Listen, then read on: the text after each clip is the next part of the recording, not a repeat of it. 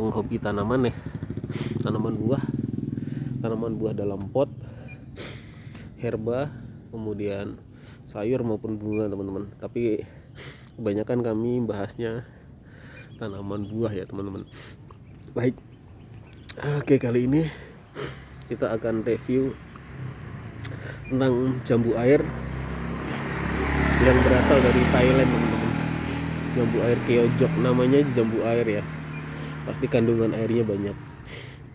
Kalau teman-teman misalkan googling dan sebagainya, tentu udah paham ya, keojok itu warnanya hijau, agak membengkak ya, jadi ujungnya itu tetap agak gede gitu ya, nggak runcing ya seperti jambu madu, tapi dia sebaliknya, ujungnya memang membesar seperti pangkalnya, seperti itu teman-teman. Oke, tampak ya di video ini banyaknya ranting ya, vegetatif. Pertumbuhan vegetatif itu biasanya mulai ketika akar, ranting-ranting baru, tunas air, cabang, percabangan, perbanyakan daun dan sebagainya, itu dinamakan pertumbuhan vegetatif. Itu bisa muncul dikarenakan adanya kandungan nutrisi, entah itu air itu paling dominan teman-teman ya, air paling dominan. Kemudian unsur hara itu mungkin misalkan pupuk kandang, pupuk alami dan sebagainya. Misalkan saya pakai pupuk kandang ini teman-teman, ini saya pakai pupuk kandang, makanya begitu selang belum nyampe sebulan ya, 2-3 mingguan, kemudian muncullah tunas-tunas baru atau pertumbuhan vegetatifnya sudah kelihatan. Nah, ini membuktikan bahwa ketika kita nanam, selain itu tadi air paling dominan, jangan lupakan juga yang alami-alami. Salah satunya adalah pupuk kandang atau kohe. Kemudian ada juga yang zaman sekarang biasanya rendaman air beras, itu juga bisa. Nah, jadi ya kita juga nggak bisa pungkiri, meskipun nanti teman-teman termasuk saya juga ya, nanamnya di tanah, air tetap harus, meskipun dia bisa nyari sendiri. Kemudian selain air itu paling dominan, unsur hara lainnya adalah pupuk kandang, pupuk alami ya. Nah, kemudian ini semua kaitannya dengan vegetatif teman-teman, pertumbuhan vegetatif tadi ya. Kayak ilmiah banget, padahal saya sebenarnya bukan orang pertanian teman. Saya orang teknik mesin. Cuma kebetulan hobi, jadi saya juga belajar. Nah, ini ternyata berpengaruh juga. Baru beberapa minggu yang lalu kan kita kasih pupuk kandang. Nah, bagaimana kemudian pohon ini udah layak belum untuk berbuah? Secara ukuran batang sebenarnya sih udah pantas untuk belajar berbuah ini teman-teman. Nah, udah pantas. Kemudian berikutnya adalah kenapa vegetatifnya begitu dominan?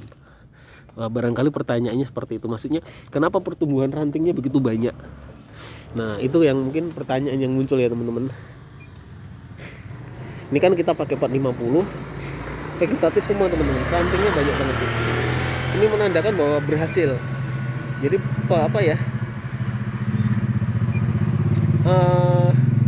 penambahan pupuk kandangnya, pemberian pupuk kandangnya itu berhasil teman-teman. Oh ya, bisa. Oke. Kemudian apa lagi ya? Pemberian pupuk kandang menandakan bahwa sudah berhasil. Terbukti langsung muncul tunas-tunas baru atau pertumbuhan vegetatifnya jalan. Kemudian bagaimana biar pertumbuhan generatif itu kan ditandakan dengan munculnya bakal bunga teman-teman, atau bakal buah. Nah, berarti kemungkinan antara unsur air dan unsur pupuk alaminya itu lebih dominan. Nah, kita harus imbangkan juga dengan pupuk kimia. Pupuk kimia itu bisa, kalau sekarang kan musim hujan kan ibaratnya identik dengan kandungan NPK-nya. Makanya teman-teman kadang-kadang kalau musim hujan nggak perlu dikasih NPK karena kandungan air hujan itu sudah mengandung itu gitu. Nah, kira-kira seperti itu teman-teman. Jadi yang perlu saat ini adalah pengimbangan agar istilahnya memancing pertumbuhan generatif itu bagaimana nih biar agar munculnya bakal bunga seperti itu teman-teman. Makanya biasanya kami kasihnya ini teman-teman, MKP Pak Tani. Jadi ini untuk pertumbuhan vegetatifnya ya teman-teman ya. Mohon maaf, pertumbuhan generatifnya. Ya kalau vegetatif kan teman-teman bisa pakai air, pupuk kandang dan sebagainya. Nah itu bisa.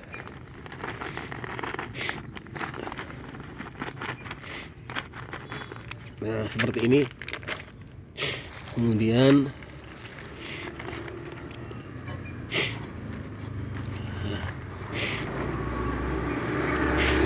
oke.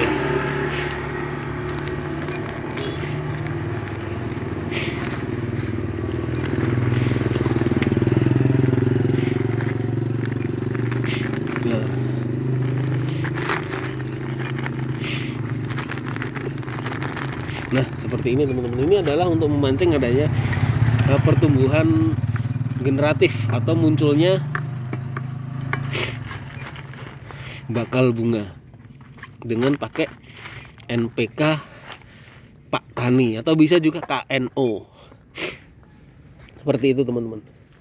Kemudian ada teknik lain juga, karena saya nantinya di pot 50, makanya perlu saya potek ini teman-teman, jadi biar ngerembuyuk, istilahnya rindang. Saya suka yang seperti itu. Nah ini saya potek-potekin teman-teman, cepet banget ini pertumbuhan vegetatifnya teman-teman. Ini juga perlu penjarangan, nggak semua harus dibiarkan istilahnya apa ya, tumbuh teman-teman. Nah ini kan seperti ini, makanya ini yang kita buang teman-teman. Itu teman-teman ya. Kemudian banyak sih ya. Nah ini karena ini baru mulai, baru tiba-tiba langsung muncul, berarti efek dari pupuk itu luar biasa dahsyat teman-teman. Kemudian baru muncul nih, saya juga kaget tiba-tiba banyak banget tuh pertumbuhan vegetatifnya. Oke.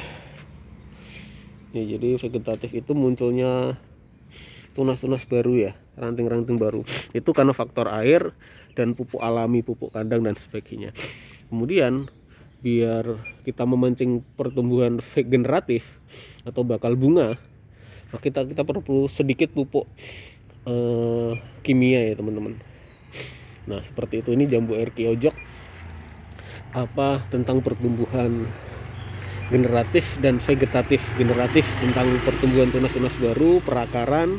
Tadi teman-teman lihat ya waktu saya ngasih itu kan akarnya cukup banyak juga, akar-akar baru.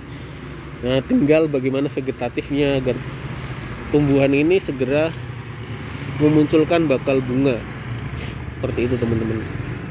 Oke ya, saya kira bisa dipahami ya teman-teman. Mudah-mudahan video saya ini bermanfaat ya tentang pertumbuhan generatif dan vegetatif pada tabu lampet jambu air kiojok. Ini serupa sih dengan tanaman yang lain ya, hampir mirip.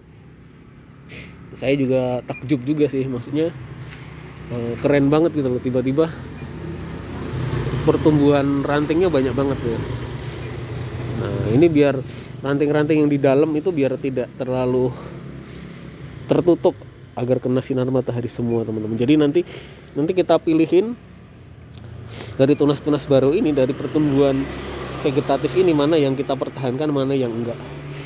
Karena saya memang prospeknya agar tidak terlalu tinggi, kemudian rantingnya juga semua sisi terisi, kemudian jangan sampai juga tidak terkena sinar matahari. Jadi usahakan semua ranting terkena sinar matahari, jangan sampai tumpang tindih, jangan sampai berdempetan. Itu sih strategi dari saya teman-teman. Sebenarnya kalau misalkan kita jor itu apa? Kita udah biarin saja hidup, enggak sih hidup gitu. Cuma kan ya kita juga memerlukan kualitas, dan kualitas itu bisa didapat dengan teknik tadi, dominan air, kemudian mungkin setengahnya lagi ada pupuk alami, kemudian sedikit pupuk kimia untuk memanting pertumbuhan vegetatifnya. Generatifnya kita udah dapat teman-teman. Tunas-tunas barunya banyak banget ya. Oke ya, bisa dipahami ya teman-teman ya. Terima kasih, selamat mencoba.